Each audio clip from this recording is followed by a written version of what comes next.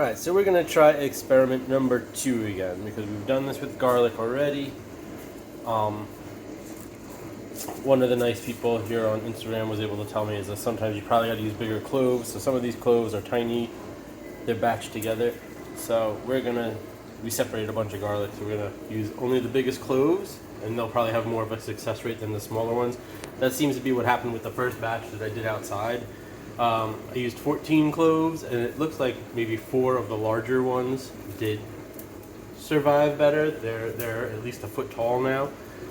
So we're gonna try 2 experiments. So we have the garlic that we shredded. These are little tiny ones. I'm gonna use these and make garlic paste. I have nothing to make these with, but I'm taking 2 full garlic balls, and we're going to see if we can root from the bottom and the top as a whole and plant this in one large planter and see what happens in the 6 to 8 months as a whole for these 2 big chunks together. Because essentially one of these cloves should become one of these full pieces of garlic, you know, when all said and done. So I'd be curious to see what happens if this does sprout and root and you put these in the ground.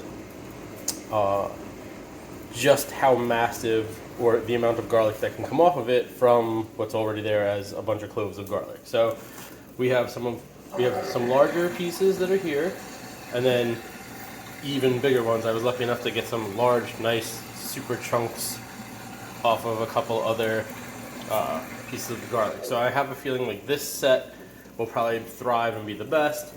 These will definitely do better than the last batch that I tried to plant, and this is probably just more for fun than anything else. I want to see what would happen. So they'll both probably take about, last time put these in water and they started rooting within a day and a half.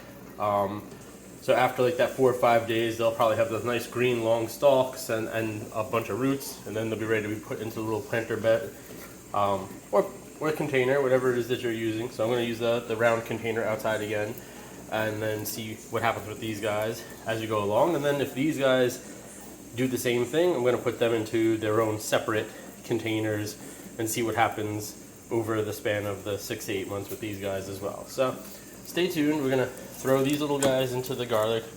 Well, we're going to throw them into the water, and then we're going to throw the bigger ones in there as well.